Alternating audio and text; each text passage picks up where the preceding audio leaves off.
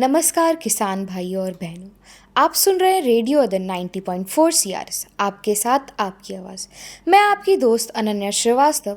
तो और आज मेरे साथ स्टूडियो में मौजूद हैं डॉक्टर शैलेंद्र कुमार सिंह, कृषि वैज्ञानिक प्रसार निदेशालय शिवॉट्स प्रयागराज। तो आज हम एक महत्वपूर्ण विषय पर बात करेंगे, जो कि किसान भाई ज़्यादा उपज के लिए अनजाने में यह गलती कर बैठे हैं, जिस गलती से भविष्य में किसान भाइयों की ज़मीन ऊसर हो सकती है। तो आज का विषय यह है कि हद से ज़्यादा अधिक मात्रा में उर्वरक का प्रयोग करेंगे तो भूमि या फसल पर क्या प्रभाव पड़ सकता है।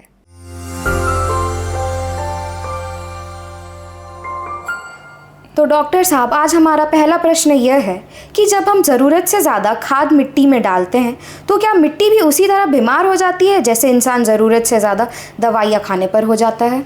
बिल्कुल सही है। अगर हमारे किसान भाई अपने खेतों में अधिक मात्रा में उर्वरकों का प्रयोग करते हैं तो जो हमारी एक खाद है DAP, ये खाद हमारी चलायमान खाद नहीं होती है, जिसके कारण पौधे इसको पूरा ले नहीं पाते हैं और जब ये लीच करके ज़मीन में पड़ी रह जाती है तो हमारी मृदा की संरचना को ख़राब करती है और ऊसर बनाने का में सहायता प्रदान करती है। इसलिए हमारे किसान भाइयों को जब भी खादों का प्रयोग करें तो संतुलित मात्रा में खादों का प्रयोग करना चाहिए, तो हमारी ज़मीनें जो है बीमार नहीं पड़ेंगी, ना उनकी संरचना खराब होगी।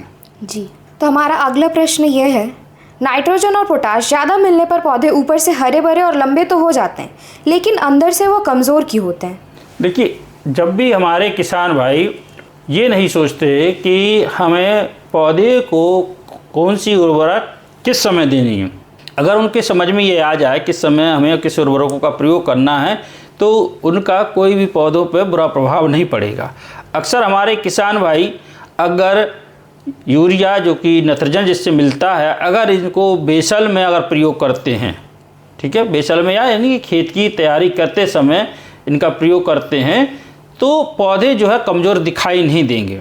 जब इनको अधिक मात्रा में और इन जब डाले जाते हैं तो पौधे तो हरे भरे हो जाते हैं, लेकिन कुछ जो है नाइट्रोजन जो है हमारी अमोनिया बन के उड़ जाती है, तो इसलिए पौधे जो है कमज़ोर दिखाई देते हैं। पोटाश की जहाँ तक बात कर रहे हैं तो वो ये है कि अगर हमारे किसान भाई अपने खेतों में पोटाश जब डालते तो पोटाश का एक ही काम है कि दाना को चमकीला तैयार करती है और ज़मीन की मृदा में वो है हवा का आदान प्रदान कराने का काम करती है, जिससे कि हमारे पौधों की जड़ें अच्छी सी हों। लेकिन जब भी हमारे किसान भाई प्रयोग करें तो पोटाश जो है खेत की तैयारी करते समय खेतों में डलवा दें, तो उस समय जब भी हमारे किसान भाई जो भी फसल लगा रहे हैं, जैसे कि अगर हम लोग बात करें थोड़ी सी गेहूं की बात करें तो गेहूं की जब बुवाई कर देते हैं और जब पौधा अंकुरित होता है, जब 21 दिन पर जब उसकी सिंचाई करते हैं तो उस समय वो जड़ें बनाने का काम कर रही होती है। तो उस समय क्या है, हमारी DAP से हमारे पौधों को फास्फोरस मिलता है और पौधों की जड़ों का विकास होना शुरू हो जाता है। और पोटाश क्या करती है कि मृदा में हवा का आदान प्रदान होता है तो पौधों को धूप नमी बढ़िया से पहुंचती रहती है, जिससे कि पौधे हमारे बढ़ते चले जाते। अगर इन्हीं को जब उल्टा कर देते हैं हमारे किसान भाई कि खेती तैयारी करते समय ना डाला, फिर उन्होंने फोलियर स्प्रे कराए या यूरिया का बुरकाव करा दिया उन्होंने, तो उससे क्या है कि खेत में नमी रहती है, तो नमी पाते ही पौधे जो है हमारे अमोनिया जैसे ही नमी, यूरिया जैसी नमी को पाती है वैसे ही वो फट सीधे उड़ जाती है। तो पौधा जितनी जल्दी उसको लेता है तो बढ़िया। अगर हमारे किसान भाई इसी यूरिया को थोड़ा राख में मिला के अगर डाल देंगे या राख में मिला के जब डालेंगे तो राख की कोटिंग हो जाएगी आपकी यूरिया के ऊपर, और तब वो खेतों में डाल दोगे तो नाइट्रोजन हल्के हल्के से रिलीज होगा, तो पौधा पूरा ले लेगा और हरे भरे भी दिखाई देंगे लेकिन कमज़ोर नहीं दिखाई देंगे। तो इस तरीके से हमारे किसान भाई अगर इन खादों का प्रयोग करेंगे तो उनके पौधे कभी कमज़ोर नहीं दिखाई देंगे, हरे भरे के साथ साथ अच्छा उत्पादन भी देखे जाएंगे। तो डॉक्टर साहब, हमारा अगला प्रश्न आपसे ये है कि जब हमारे किसान भाई मिट्टी में ज़्यादा खाद का उपयोग अगर करते हैं तो हमारी भूमि पर क्या असर पड़ता है? क्या ये वैसा ही है कि जब इंसान डाइट में नमक या चीनी ज़्यादा लेने से बीमार पड़ जाए? बिल्कुल सही बात है, क्योंकि हम लोग देखते हैं जब हमारे किसान भाई अक्सर खेतों में गोबर की खाद को जिस साल डालते हैं और या अधिक डाल देते हैं तो आपने देखा होगा उनके पौधे जर्मिनेट तो होते हैं, अंकुरित तो होते हैं, लेकिन बड़ी तेज़ी से अंकुरित होकर आते हैं ऊपर, और उनको इतनी ताकत नहीं मिली होती है कि वो जैसे ही हवा चलती है फट सीधे वहीं से टूट जाते हैं। जैसे कि अगर हम लोग लौकी है, आपकी तोरई का बीज की अगर बुवाई किए हैं और वो अगर निकल के आए हैं और उस खेत में और खाद ज़्यादा पड़ी हुई है, गोबर की खाद, तो पौधे तेज़ी से ऊपर निकल आएंगे लेकिन कमज़ोर होते हैं। अगर यही खाद हम लोग संतुलित मात्रा में डालें हमारे किसान भाई, तो ये दिक्कत नहीं आएगी जी, है ना। तो होता ये है कि हम जब भी हमारे किसान ये काम करें तो खेत की तैयारी करते समय ही गोबर की खाद का प्रयोग करें, या मुर्गी की खाद का प्रयोग करें, या वर्मी कंपोस्ट की खाद का प्रयोग करें, और संतुलित मात्रा में ही प्रयोग करें। जितना जो रिकमेंडेशन है उसके अनुसार अगर हमारे किसान भाई कर रहे हैं तो आपके पौधे जो है कमज़ोर नहीं होंगे। साथ ही साथ जो आपकी भूमि की संरचना है वो भी खराब नहीं होगी। गोबर की खाद जब डाली जाती है तो उसमें जो मिट्टी की संरचना है, जिसमें रंध्राकाश जो होते कण होते हैं, मिट्टी के कण, वो आपस में चिपकते नहीं, उनको जगह मिल जाती है। और जब जगह मिल जाती है तो हमारे किसान भाइयों को जो सिंचाइयाँ करनी पड़ती हैं वो सिंचाइयाँ भी कम करनी पड़ेंगी। क्यों? क्योंकि उससे जो गोबर की खाद पड़ी हुई है उससे खेत में पानी रोकने की क्षमता बढ़ती है। तो हमारे किसान भाइयों की नमी जो है लंबे समय तक बनी रहेगी, तो लागत भी हमारे किसान भाई की कम हो जाएगी और हमारे किसान भाई की मिट्टी की संरचना भी खराब नहीं होगी। अगर ऐसा नहीं कर रहे हैं और अपने तरीके से जो अपने देसी नुस्खे अपना रहे हैं हमारे किसान भाई, तो उनकी पैदावार में गिरावट भी आएगी और उनकी भूमि की संरचना भी खराब होती चली जाएगी। और इसी के साथ थोड़ा सा और जोड़ना चाहेंगे हम कि अगर हमारे किसान भाई खेत में क्रॉप रोटेशन भी अपनाएं तो हमारे किसान भाइयों की मृदा की संरचना भी सही बनी रहेगी और जो बीमारियां आती हैं खेतों में वो भी नहीं आएगी।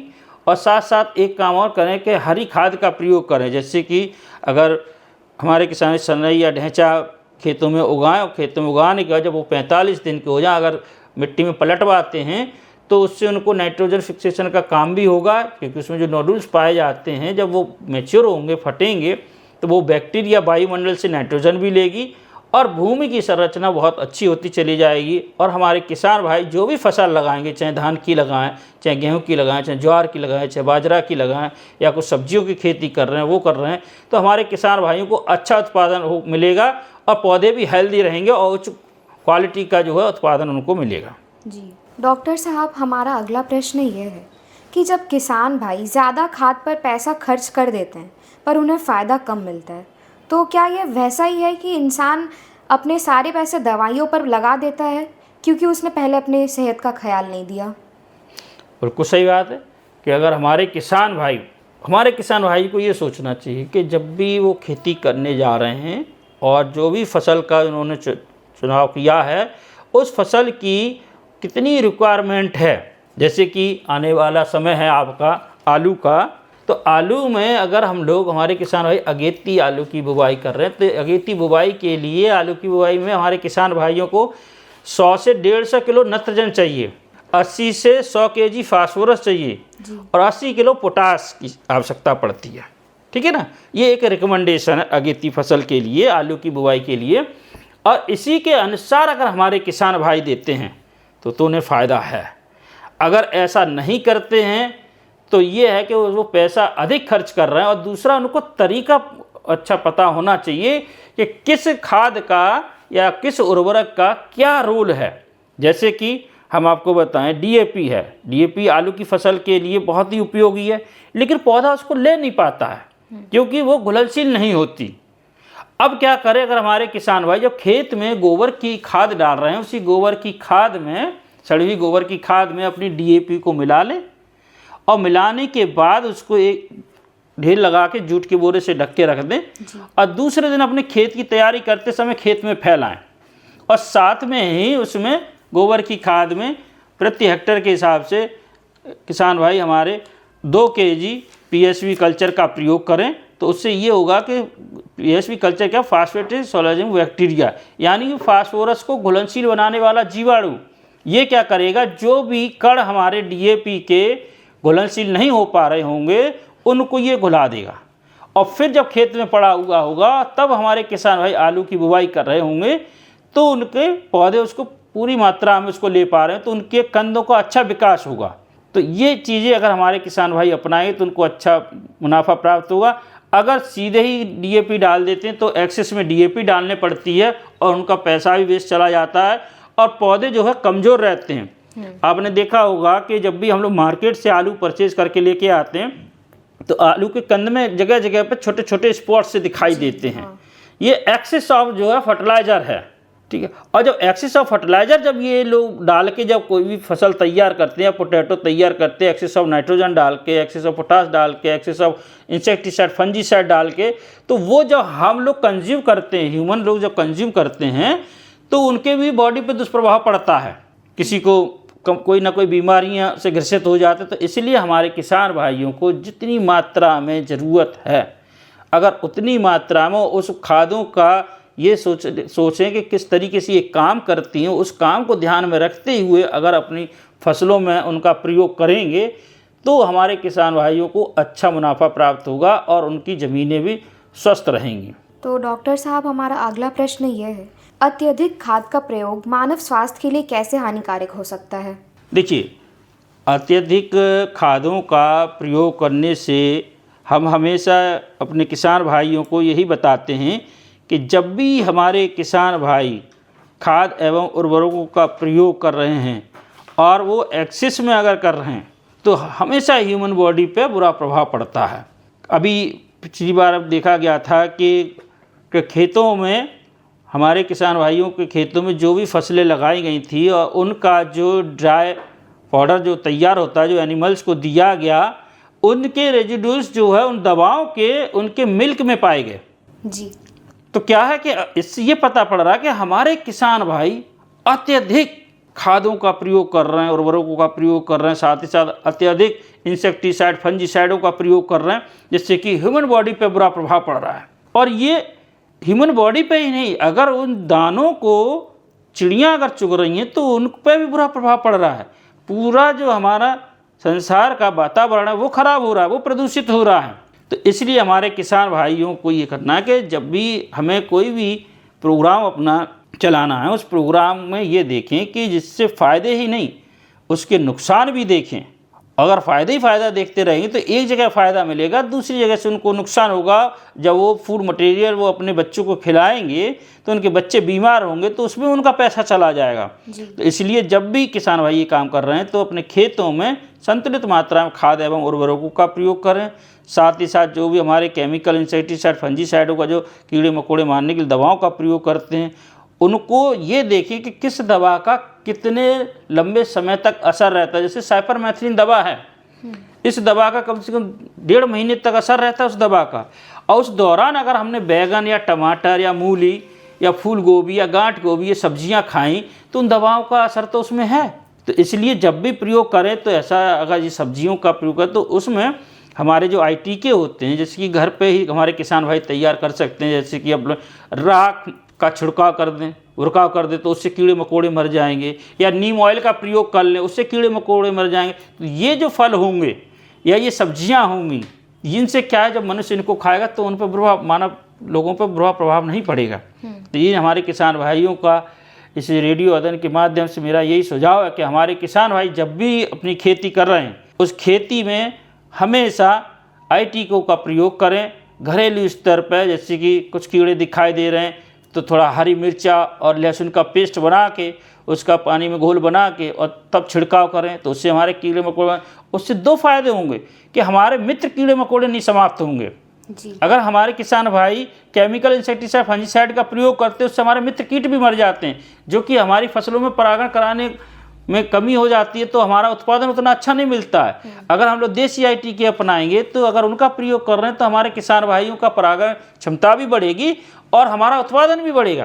तो ये हमारे किसान भाइयों को करना, जिससे कि अपना खेत का भी मजबूत करें, अपने स्वास्थ्य को भी मजबूत करें, अपने एनिमल्स को भी मजबूत करें और वातावरण को भी प्रदूषित होने से बचाएं। तो डॉक्टर साहब, जैसे आपने हमें बताया कि किसान भाइयों को क्रॉप रोटेशन करना चाहिए, तो उन्हें किस किस तरीक़ों से क्रॉप रोटेशन करना चाहिए, इसके बारे में ज़रा आप बताएं। देखिए, जहाँ तक फसल चक्र की बात है, जिसको हम लोग क्रॉप रोटेशन भी कहते हैं, किसान की भाषा में उसको फसल चक्र कहते हैं, तो फसल चक्र अपनाना बहुत ही ज़रूरी है। अगर हमारे किसान भाई फसल चक्र अपनाते हैं तो वो 75% तक अपनी कीड़े मकोड़े मारने वाली दवाओं का प्रयोग नहीं कर पाएंगे। जैसे कि अगर गर्मी के दिनों में खेत खाली पड़े रहते हैं, अगर उस समय हमारे किसान भाई खेतों की जुताई करके खुला छोड़ दें तो जितनी मई जून की धूप पड़ती है उससे जितने भी हानिकारक कीड़े मकोड़े हैं जो कि हमारी फसलों को नुकसान पहुंचाते हैं वो समाप्त हो जाएंगे जी। ठीक है। अब हमारी ज़मीन को भी कुछ चाहिए, ज़मीन को कुछ चाहिए तो उसके लिए जैसे कि अगर हम लोग लगातार एक ही फसलें ना लेते रहें, जैसे हम लोग देखते कि हमारे किसान उसी खेत में लगातार गेहूँ गेहूँ गेहूँ लेते हुए चले जाते हैं। हाँ। उससे क्या होता है कि जो गेहूँ की जो रिकमेंडेड डोजेज जो हैं खाद एवं उर्वरकों की वो उसमें एक्सेस में चली जाती हैं ज़मीन में। पौधा जितना लिया उतना लेने के बाद जो एक्सेस में बचती हैं वो ज़मीन लीच कर लेती है अपने अंदर। उससे क्या है, सॉइल की उर्वरता शक्ति छीण छीण होती चली जाती है और उथली ज़मीन रह जाती है कि उनकी जड़ें उथली रहती हैं तो ज़्यादा गहरी नहीं जा पाती। तो क्या करें कि अगर हमने गेहूँ लिया तो उसके बाद हम लोग खेतों में जैसे अरहर की फसल ले लें। अरहर की फसल क्या होती है कि उसकी जड़ें बहुत लंबी तक ज़मीन में जाती हैं, तो जितनी लंबी ज़मीन में जाती हैं तो उनकी जड़ों में नोडुल्स पाए जाते हैं जो कि नाइट्रोजन फिक्सेशन का काम करते हैं।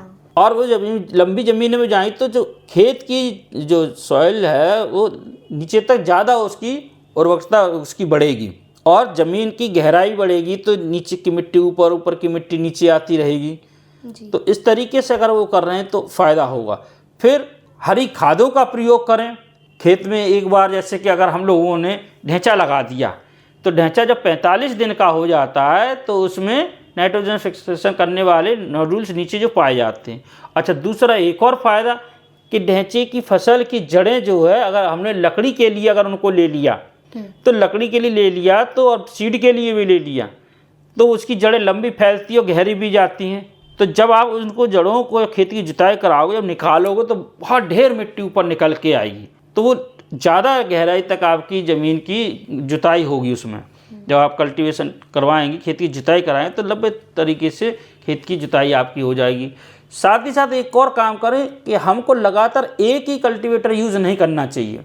कभी कभी हमें अपने खेतों में मिट्टी पलट हल्की से भी जुताई करानी चाहिए तो नीचे की मिट्टी ऊपर आ जाती है, ऊपर की मिट्टी नीचे चली जाती है।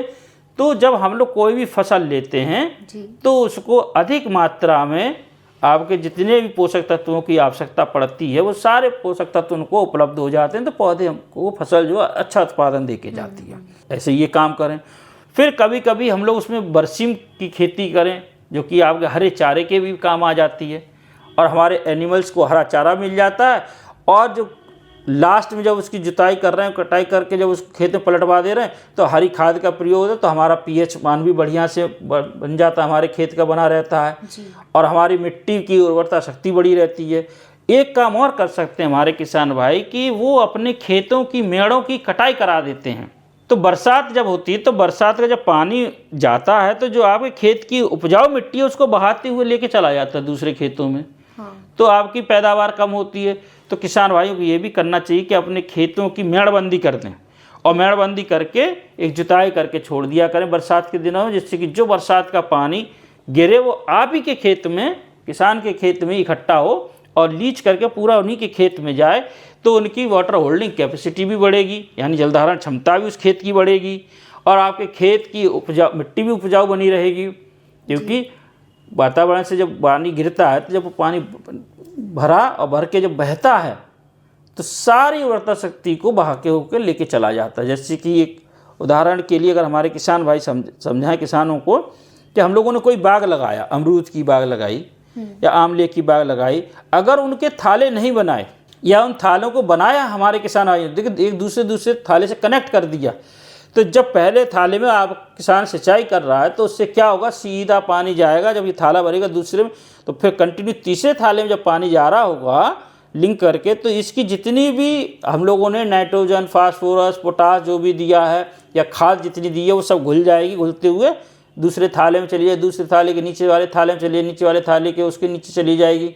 उससे क्या होगा कि हमारे ऊपर के पौधों में फसल में उत्पादन इसलिए नहीं हो रहा है कि उनके पास भोजन तत्वों की कमी हो गई तो इसलिए वो भोजन नहीं दे पा रहे, और नीचे वालों में अधिक हो गया तो इसलिए वो उनका पेट खराब हो जाता है। जैसे कि हम लोग अधिक भोजन कर लेते तो हम लोग का पेट खराब हो जाता है, ऐसे उन पौधों को भी तो उनका वेजिटेटिव फेस बढ़ जाता है, रिप्रोडक्टिव फेस में कन्वर्ट होता ही नहीं, तो उत्पादन उनको फिर नहीं मिल पाता है।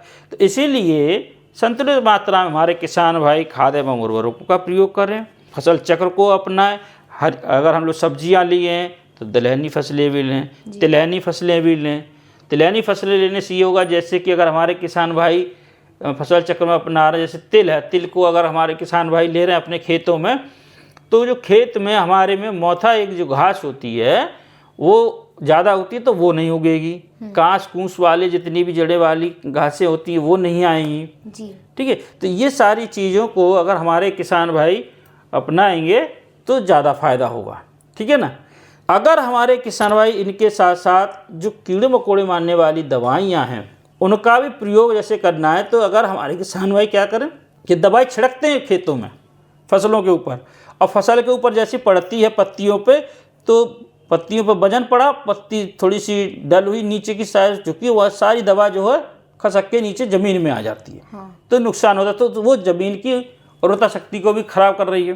तो किसान भाइयों को ये करना है, जैसे कि अगर हम लोग 1 ml क्यूनाल्फास किसी दवा कीड़े मकोड़े को मारने के लिए इस्तेमाल कर रहे हैं 1 लीटर पानी में, तो उसमें थोड़ा सा 1 चुटकी अगर हमारे किसान भाई सर्फ साबुन अगर डाल देते हैं और उसको मिला के तब छिड़काव कर रहे हैं, तो वो पत्तियों के ऊपर दवा टिकी रहेगी, चिपक जाएगी, नीचे नहीं आएगी, तो कीड़े मकोड़े भी मर जाएंगे और हमारे जो दवा हमने इस्तेमाल करी वो खेतों में भी नहीं पड़ी, तो हमारी खेत की स्थिति भी ठीक रहेगी जी।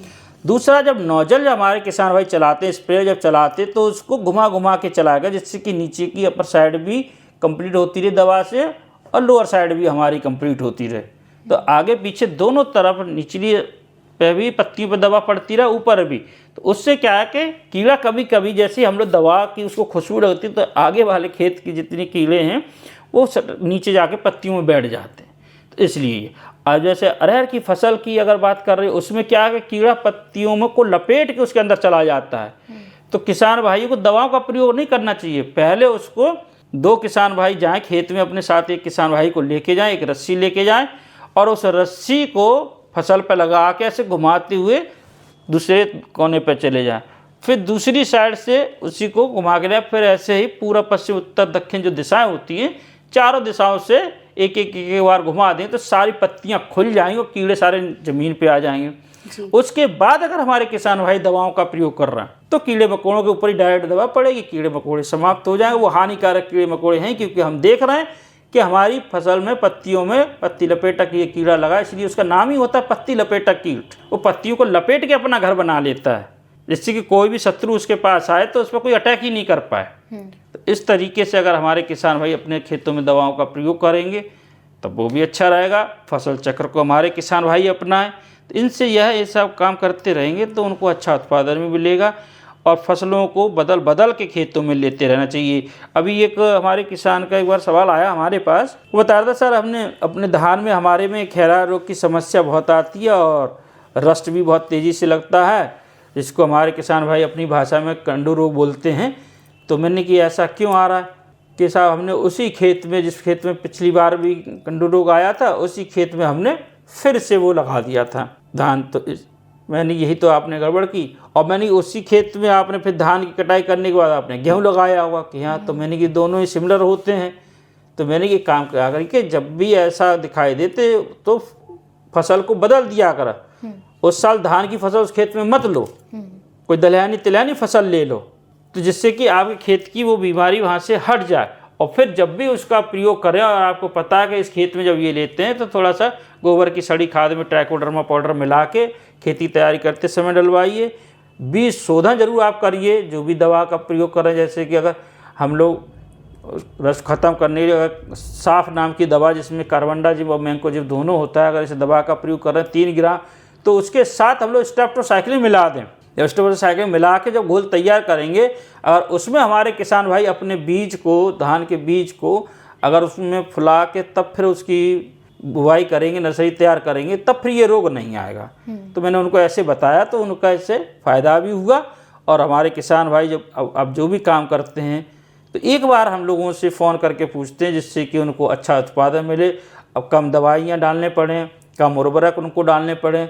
तो देखिए कि हमें और आपको ये भी मुहिम उठाना चाहिए अपने इस रेडियो अदन के माध्यम से कि हमारे किसान भाई हमसे अधिक से अधिक मात्रा में जुड़ें। उनको हम लोगों को अपने कॉन्टैक्ट शेयर करने चाहिए, जिससे कि वो हम लोगों को हमारे मोबाइल पे बात कर सकें। अपना व्हाट्सअप नंबर देना चाहिए, जिससे कि वो व्हाट्सअप के माध्यम से अपनी फसल को दिखाएं और फिर हम उसको फसल को देखते हुए क्या उसमें दिखे उस हिसाब से अगर उनको दवाएं बताएंगे तो हमारे किसान भाइयों को आगे चल के बहुत ही अच्छा मुनाफा प्राप्त होगा। यही मुझे कहना था। धन्यवाद। डॉक्टर साहब, आपने इतनी अच्छी जानकारी दी हमें, इसके लिए बहुत बहुत धन्यवाद। तो किसान भाइयों, आज के लिए इतना ही। आप जुड़े रहिए रेडियो वदन के साथ। हम आपके लिए ऐसे ही महत्वपूर्ण विषयों पर जानकारी लाते रहेंगे।